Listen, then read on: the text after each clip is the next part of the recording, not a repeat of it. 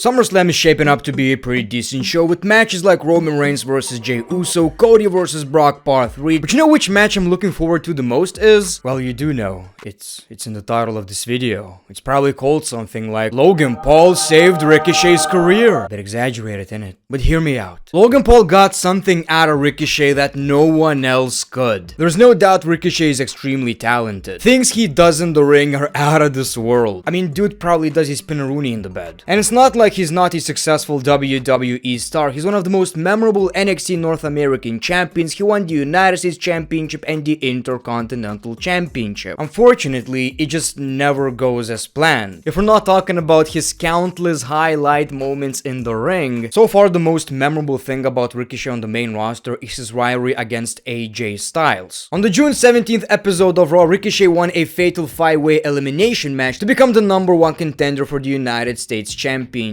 At Stomping Grounds, he defeated Samoa Joe to win the championship and entered a program with AJ Styles, which was actually pretty entertaining in my opinion. It seemed like WWE are about to give this guy a major push when he got into a storyline with a veteran like AJ. This looked really promising. Well, about that. His WWE United States Championship title reign only lasted 21 days and he lost against AJ Styles. He could not regain this championship at SummerSlam 2. That was kinda weird, you know. It was like he wasn't even given a chance in my opinion. You can't make up your mind in 21 days. If you can, what is this guy doing as the United States champion?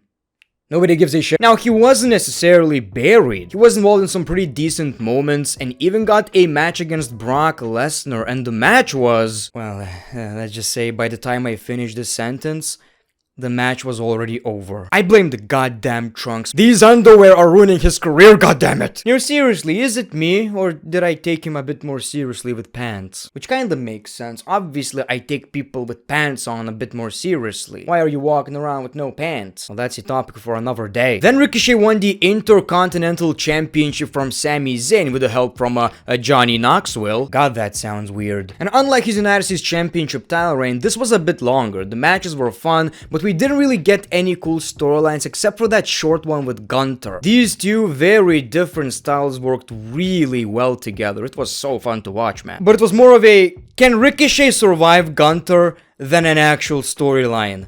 And he couldn't. He could not survive Gunther. But this championship title reign lasted 98 days. Not so bad. Then Braun Strowman made some comments about smaller guys, and WWE turned this into a storyline, and that's when we got Ricochet and Braun Strowman as a tag team, which was actually pretty okay. Two very different dudes with the same hairstyle, but it also seemed like this is not going anywhere. And the fans are always complaining, you know, about WWE not pushing Ricochet.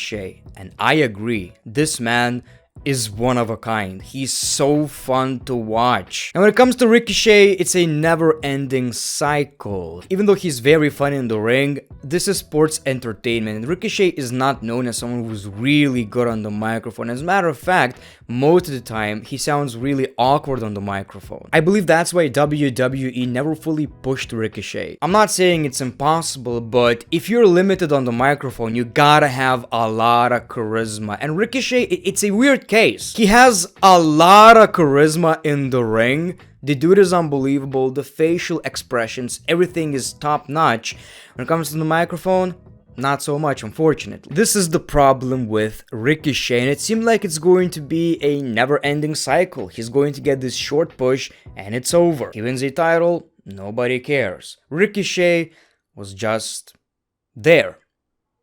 Until we got the Maverick. I'll take a selfie as I scam you, Logan Paul. Logan is great.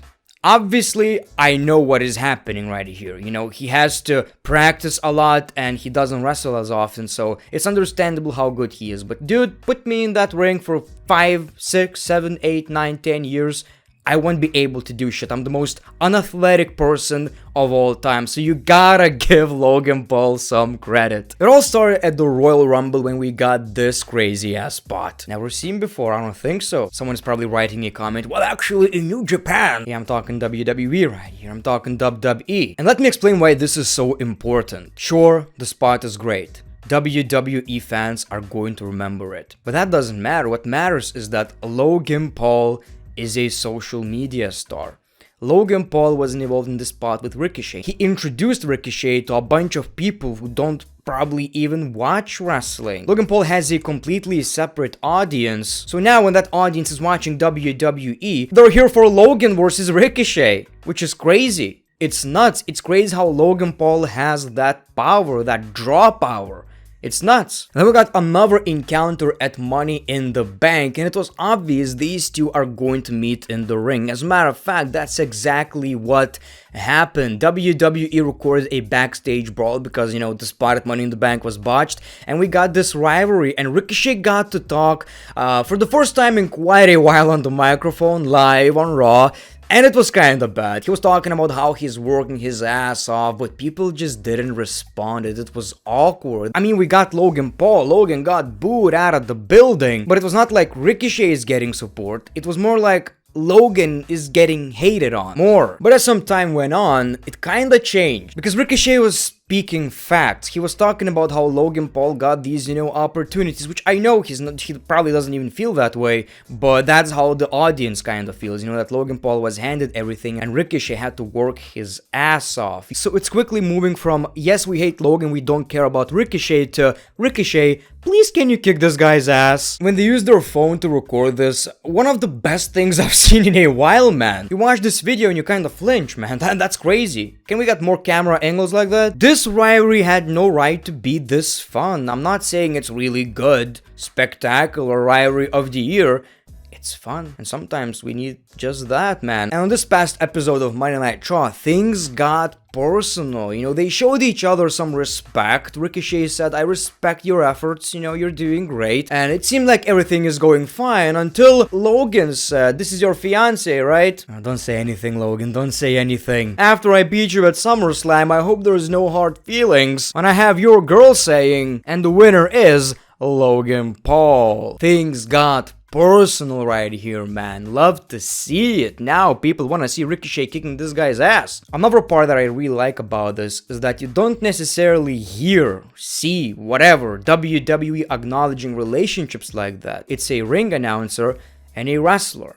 You don't necessarily see that very often. I'm not necessarily saying it's breaking the fourth wall, but it's kind of getting there. And it's things like these that are often the most talked about things out of the whole episode, right? You open Twitter, that's the only thing people are talking about when it comes to Monday Night Raw. It just feels a bit more real. So now we just gotta wait and see what's happening at SummerSlam. And I don't want you guys to jump into conclusions. I believe Logan Paul is going to win this match. I mean, when was the last time he won a match in the WWE, right? He kinda needs that W. Doesn't necessarily mean that it's bad for Ricochet. He's going to be in a pay-per-view match at SummerSlam against Logan Paul.